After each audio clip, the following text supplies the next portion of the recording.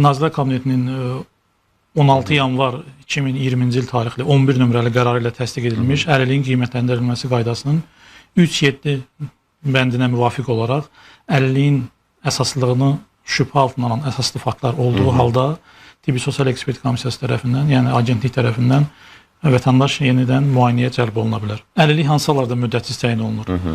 Əlilliyin müəyyən olunması meyarlarına dair Nazirlər Kabinetinin 13 may 2022-ci il tarixli 187 nömrəli qərarı ilə təsdiq edilmiş əsasnamədə nəzərdə tutulan hallar var ki,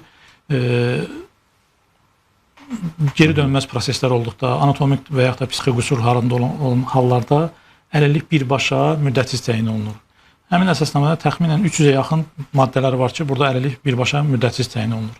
Digər hallarda müddətli əlillik təyinat aparılan hallar nə vaxt müddətsizə keçirlər? Bu da tənzimlənir 11 nömrəli qərarla. Əlilliyin qiymətləndirilməsi qaydasının 4.2 bəndinə müvafiq olaraq 81-100% aralığı, yəni birinci dərəcə əlilliklər 4 il ardıcıl birinci dərəcə əlillik olduqdan sonra növbəti komissiya vaxtı yenə də birinci dərəcə əlillik təyin olunursa müddətsiz təyin olunur.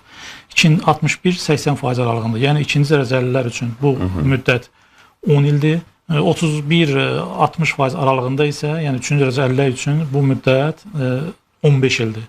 Yəni bu müddət keçdikdən sonra növbəti komissiya vaxtı yenə də əlillik təyin olunursa, həmin dərəcədən əlillik təyin olunursa, deməli əlillik müddətsiz təyin olunur. Bir də Azərbaycan Respublikasının müvafiq qanuna uyğun olaraq pensiya yaşına görə təqaüd almaq hüququ olan şəxslər də əlillik təyin olunduqda birbaşa əlillik müddətsiz təyin olunur.